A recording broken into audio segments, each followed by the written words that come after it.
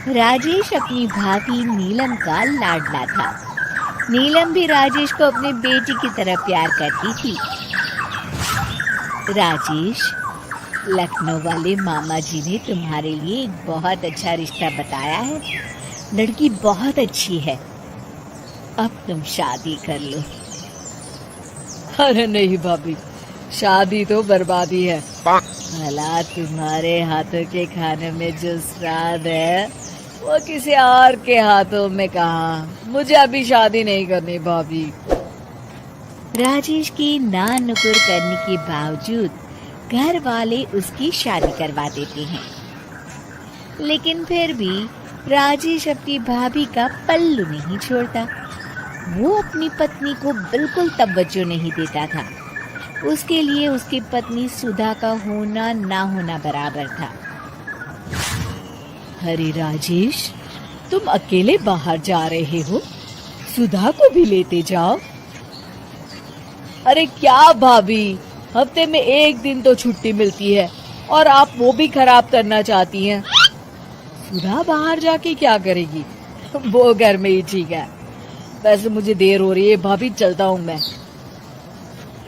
राजेश की इस बेरुखी से सुधा हमेशा उदास रहती थी। फिर एक दिन नीलम इस विषय को लेकर अपने पति से चर्चा करती है। सुनिए जी, राजेश को कब अकल आएगी? वो तो सुधा की बिल्कुल कदरें ही नहीं करता। अब आप ही बताइए, ऐसे कैसे चलेगा? तुम ठीक कहती हो, राजेश को सही रास्ते पर लाना ही पड़ेगा। चलो, मैं तुम्हें एक उपाय बताता हूँ। फिर 2 दिन के बाद नीलम बाजार से खरीदारी करके घर लौटती है।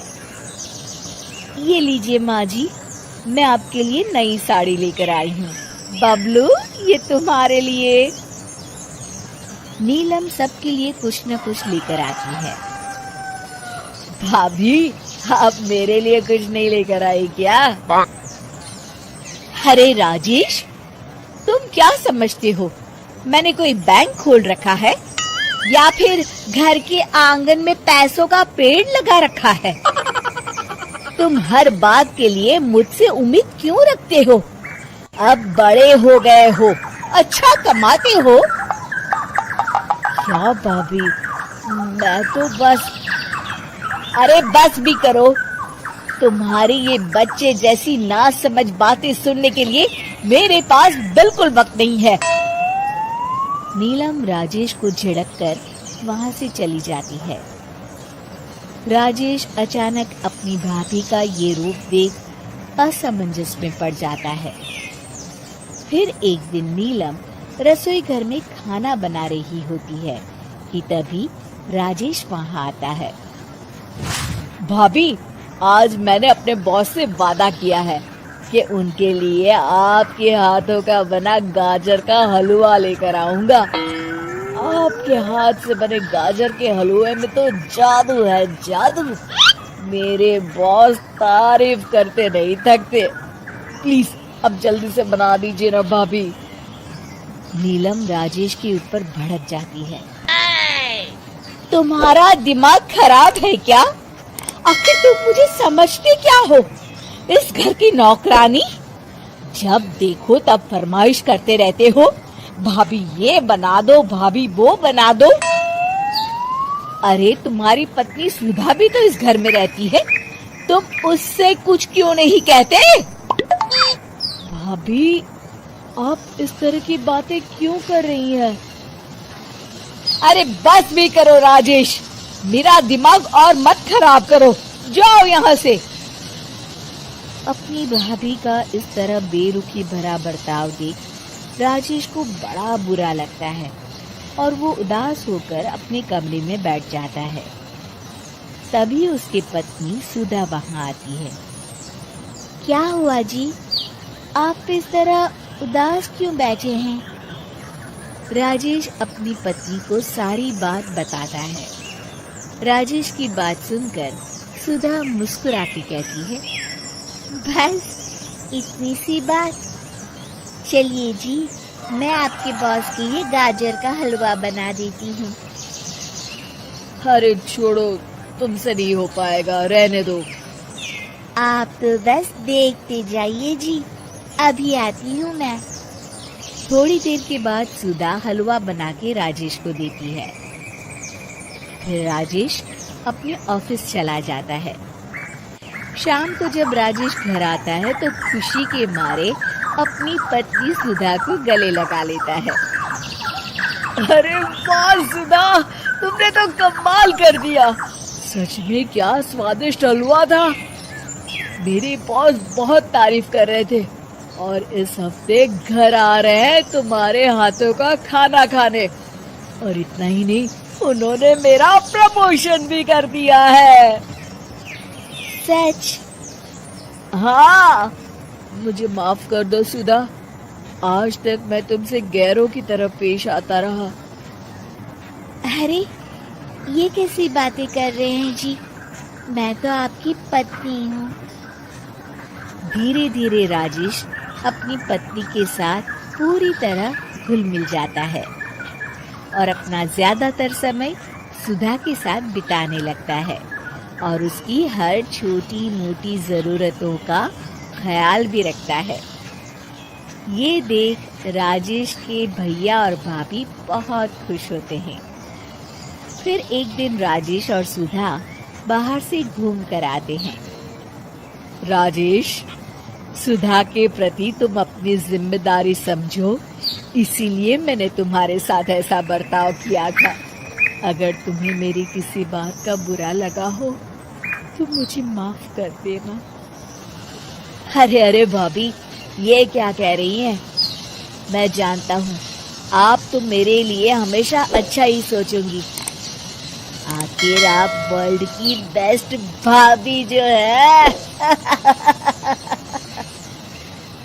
इसे कहते हैं अंत भला तो सब भला।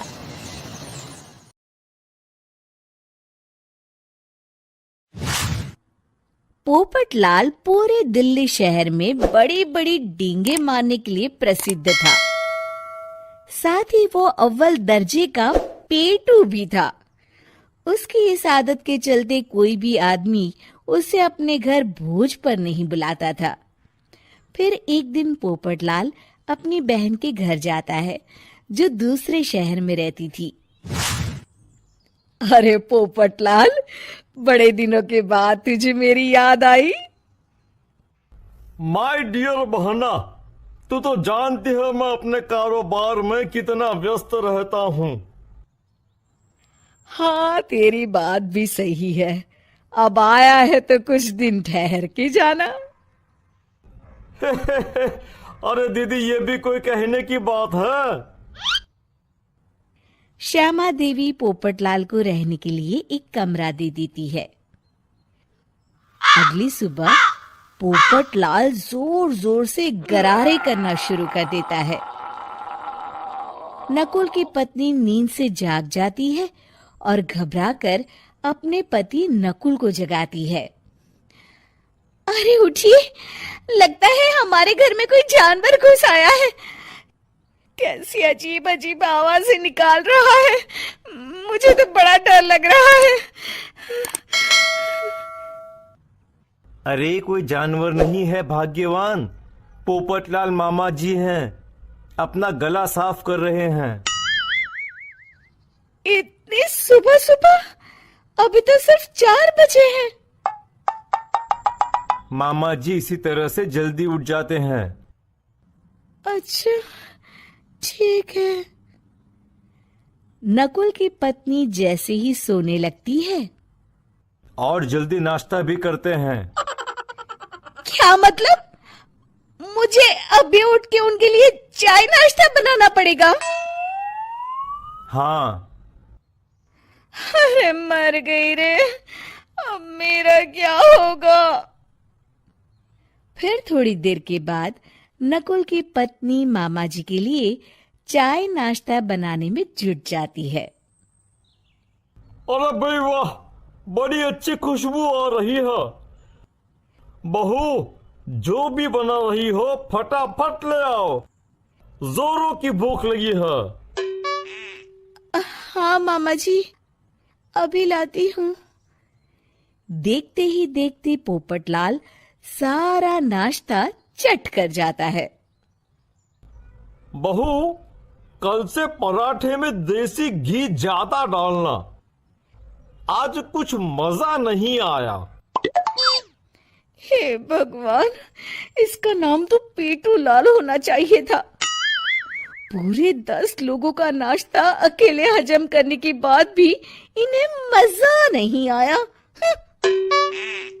इस तरह रोज पोपटलाल सुबह सुबह घर के सभी लोगों को नींद से बेवक्त जगा देता था और हमेशा खाने की उल्टी सीधी फरमाइश करते रहता था। देखते ही देखते गुप्ता परिवार की दिनचर्या अस्त व्यस्त हो जाती है।